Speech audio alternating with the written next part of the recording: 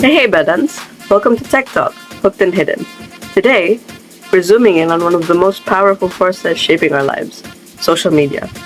It connects us, it entertains us, and it informs us, but it also controls us in ways that we don't always notice. Did you know the average person spends over 2 hours and 30 minutes a day just scrolling through apps? That's like a part-time job. Exactly.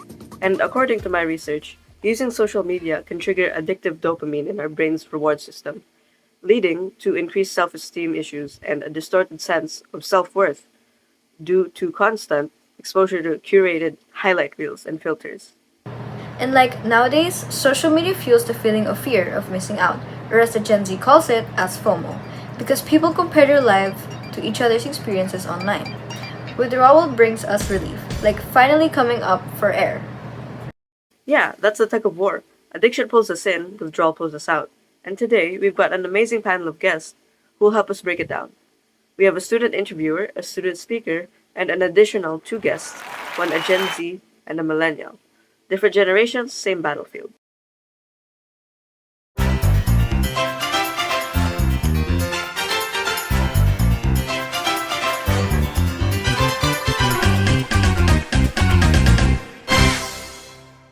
Alright, let's start this segment right here, right now. But before we welcome our guests, I'd like to ask something, Jules. Guilty or not guilty? Have you ever said this line? I'll just check one notification. And then bam, it's 2 hours later and you're still scrolling.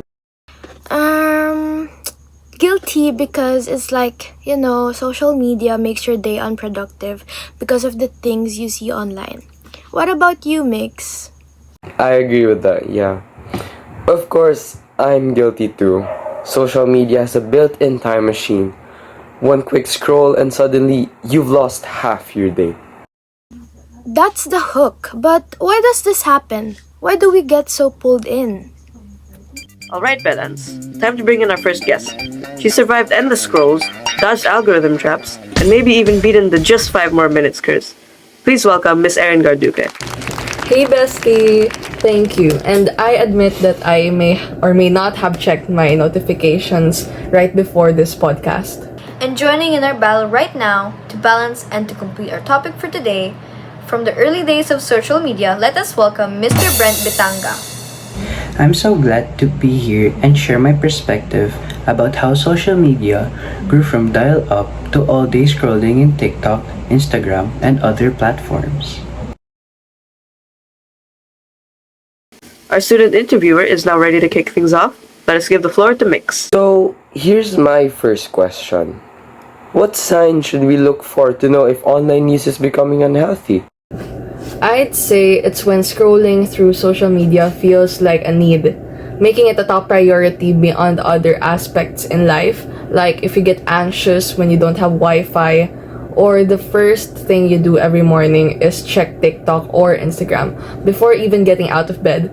Personally, using TikTok and Instagram helps me escape the feeling of stress, anxiety, and sadness. For many overlooking these areas and turning the internet into a primary coping strategy to manage stress or negative mood, that is a warning sign. Also, time can slip away as they're online, leading to missed appointments or deadlines. Even without those pressures, they may be quicker to anger when connectivity is lost. It's also common to relate defensively to being confronted about one's own internet use. It is when online life distances us from our real life. Real connections and feelings that you are willing to spend hours scrolling instead of socializing, hanging out with friends and family during our times when we feel sad or anything that bothers us. We just play outside, and with that, we also meet new people. Yes. Now, we all know how times have changed from your generation to ours. But let's get into why this happens. Why do you think social media is so addictive? The way I see it as a Gen Z kid, it's just something we don't realize is happening. It starts small, like saying, I'll just use my phone for 5 minutes, then suddenly we just can't stop even if we try. I know there are many reasons as to why this happened. This is a good segue into our discussion of the factors that make social media addictive to everyone who uses it. Jules, why do you think this is? I think honestly it's addictive because it gives us instant rewards. Every like, comment, or notification is a little bit of happiness. Our brain loves the quick boost of dopamine, and so we keep coming back for more.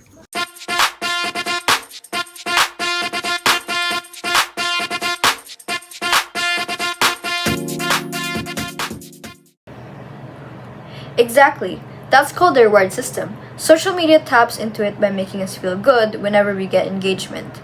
It's the same mechanism behind cravings, like when you can't resist checking your phone even if you're busy. And don't forget the design. Features like infinite scroll, autoplay, and algorithms that shows us exactly what we want to see make it easy to lose track of time. These platforms are literally built to maximize the hours we spend on them. So it's not just that our generation lacks discipline. There are psychological hooks and tricks that keep us endlessly scrolling. And that's the challenge. Recognizing these factors so we can manage our online usage before it takes over everything in our lives. Any other factors there may be? Based on my research for today, factors generally include the feeling of finding an exciting or engaging post, like winning at a slot machine after so many previous tries. It just makes what you're doing more satisfying, you know. Getting positive engagement from others can flood your brain with dopamine and make you feel good. It gives you a high. Oh, one reason I know is that self-med is being used as a coping mechanism to avoid the real world, just to distance themselves from what they don't want to face. Even as a millennial, I can understand this problem. Sometimes, life is tough. Yes, that is another notable thing to talk about. Getting this so-called addiction can also lead to withdrawals from it.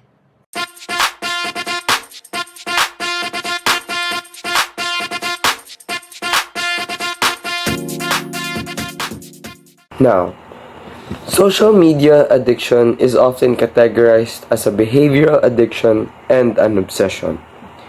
People remain aware of their actions and their behaviors. They continue to persist in abusing their usage in social media, even though they know but don't acknowledge the harm it brings to themselves. In short, people become overly concerned about social media itself. It involves the compulsive and excessive use of it, and may even feel like a requirement, from checking it every now and then, and scrolling through videos for hours. Exactly. And further research was conducted on these matters ever since social media was popularized. Over time, people's excessive use of it became so normalized. Social media creates preoccupation and tolerance.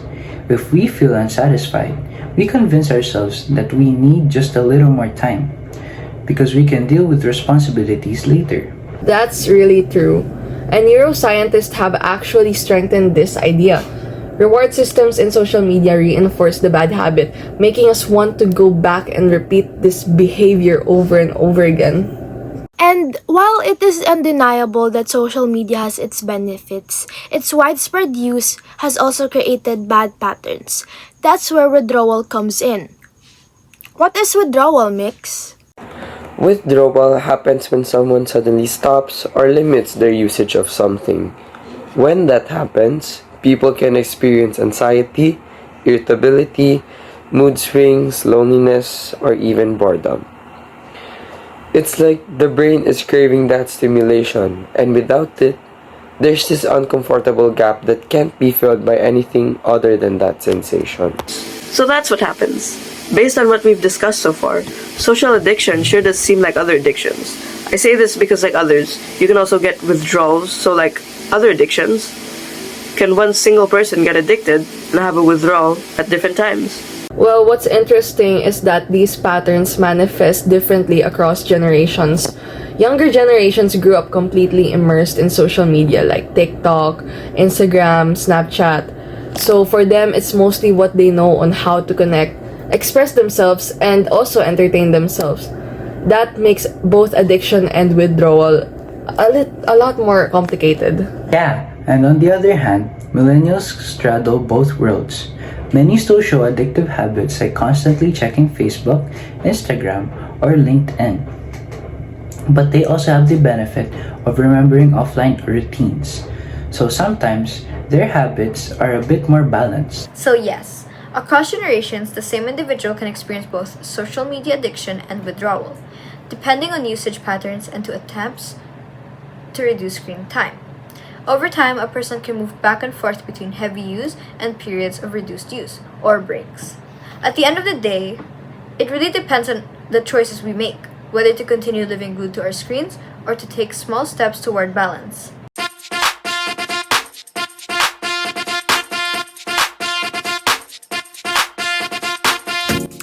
Next thing to discuss, Mix. Do you think you can tell if your doom scrolling is becoming more unhealthy than usual? I'd say yes. But I'm not free from judgment because usually if I can tell, I just don't even acknowledge it. Yikes! Well, let's get back to the topic first. How can you usually tell? Warning signs I commonly see in myself are changes in behavior and physical and emotional responses. One big signal is overspending the amount of time of my phone and making it a top priority, leaving everything else behind. I know for many that time can slip away as they're online, leading to missed appointments or deadlines. But even without those pressures, they may be quick to anger when connectivity is lost. It's also common to relate defensively to being confronted about one's own internet use. Some of the signs we already discussed, like using the internet to escape negative feelings. I have to admit that in researching this, I ended up glued to my screen longer than I thought, but at least I got the data I needed. Some other signs that signal if your online use is unhealthy include physical symptoms like headaches, eye strain, back or neck pain. Sleep disturbances and weight changes can result from excessive screen time and poor habits related to heavy internet use, as well as neglect of real-life responsibilities and relationships, which can cause isolation and decrease quality in life. To add on to that, feeling yourself get mood swings and get easily emotional distress, which include anger, anxiety, depression, or irritability, often accompanies unhealthy online use, as well as compulsive checking and use and as continuing use despite the negative consequences. We discussed this because recognizing unhealthy use of the internet is critical in today's digitally networked environment. By seeing these warning signs, people, families, and other healthcare providers can take action early to rebalance life on and offline. By being aware and educated, people can establish better boundaries with their technology, find support if necessary, and avoid the more serious problems associated with internet addiction. Finally, being attentive to and balanced in its use can support well-being and safeguard what is valuable in the opportunity for digital living while inhibiting the impulse to abandon it.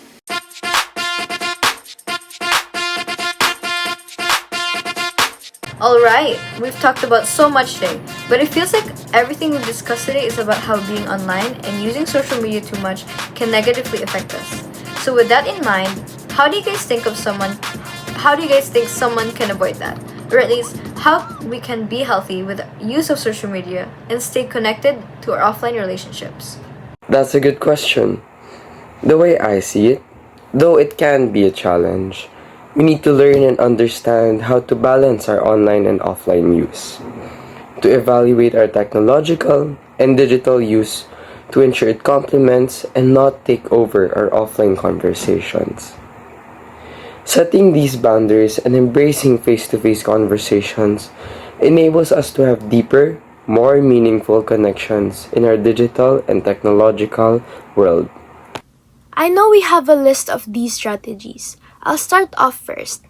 First is setting unhealthy boundaries. Establishing limits around technology use is crucial for keeping balance in maintaining relationships.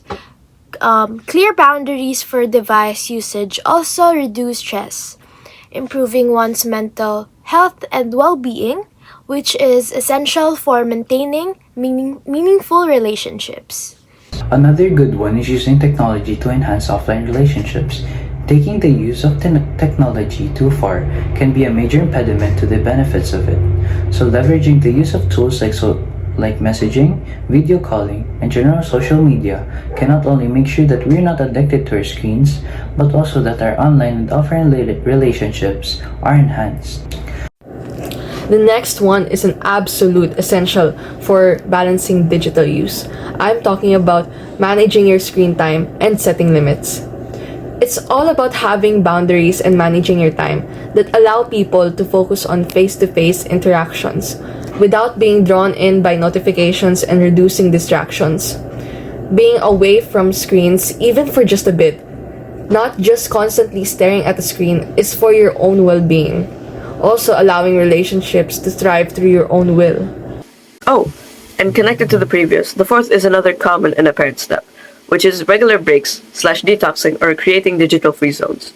Taking breaks, engaging in offline activities, and creating digital free zones will enhance mental health and interpersonal connections with others. Putting down your phone or turning off other devices for a while can enhance mental clarity and reduce feelings of overwhelm and overstimulation. Now I'm coming in to do the last but not the least, maintaining healthy offline relationships. Managing yourself and your online connectivity, though crucial, is the only first step. Being able to be away from your devices and connecting with others offline is one thing, but you also have to make sure that good habits are maintained and that you don't go back into bad habits that will eventually inhibit you from having fulfilling and meaningful offline relationships.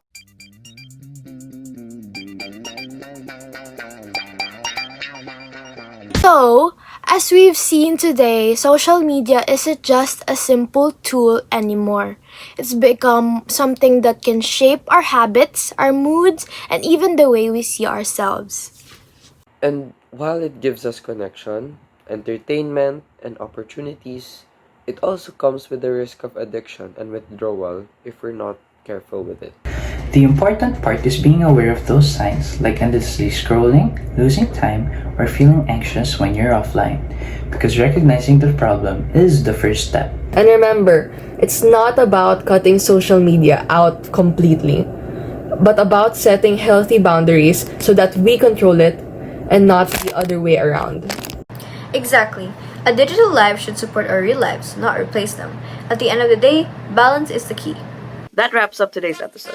Thanks for joining us in this conversation about social media addiction, withdrawal, and its effects. We hope this gives you something to think about the next time you pick up your phone. Until next time, stay mindful, stay balanced, and take care.